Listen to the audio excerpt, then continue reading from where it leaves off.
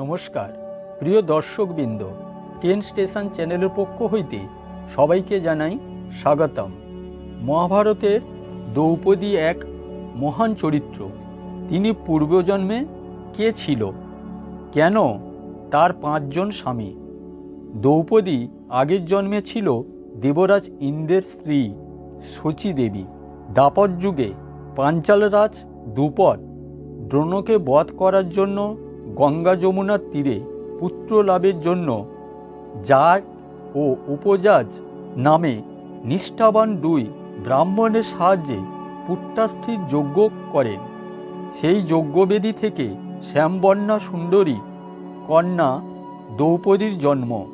দ্রৌপদীর পঞ্চস্বামী হওয়ার ভিন্ন ভিন্ন মতভেদ আছে। ত্বষ্টা ঋষির পুত্র তিসারা কঠোর তপস্যা করে এই দেখে দেবরাজ ইন্দ্র নিজের সিংহাসন হারানোর ভয় পায়।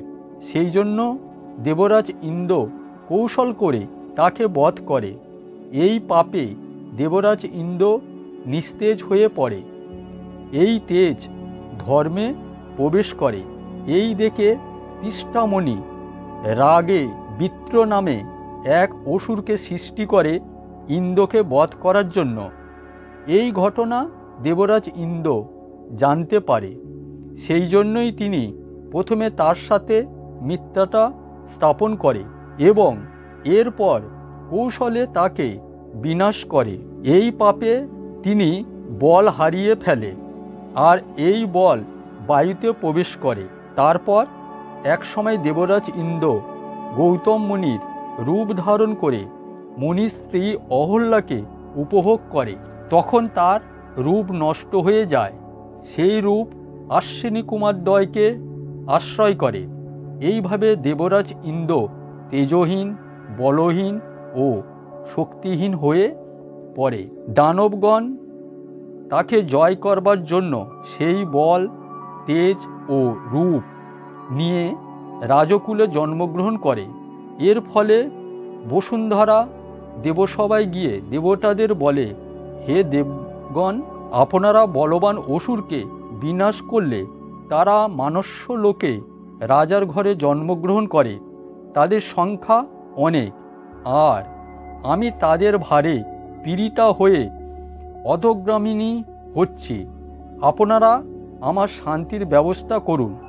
তারপর পৃথিবী ভার গ্রহণের জন্য দেবগণ নিজ নিজ তেজভাগ দ্বারা স্বর্গ থেকে পৃথিবীতে অবতীর্ণ হয়। ধর্ম দেবরাজ ইন্দ্র দেহজাত সেই তেজ কুন্তির গর্ভে নিক্ষেপ করলে যুধিষ্ঠির জন্ম হয়। এইভাবে বায়ুর দ্বারা ভীম, দেবরাজের বলের অর্ধেক দিয়ে অর্জুন, আর অশ্বিনী কুমারদ্বয়ের দ্বারা মাদ্রীর গর্ভে যমজ কুমার নকুল ও সহদেবের জন্ম হয়। দেবরাজ ইন্দ্র 5 অংশ অবতীর্ণ হয়।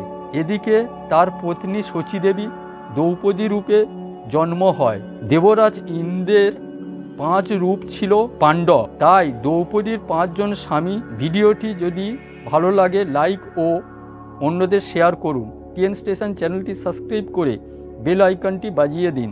ভিডিও দেখার জন্য অনেক অনেক ধন্যবাদ। ভালো থাকবেন। নমস্কার।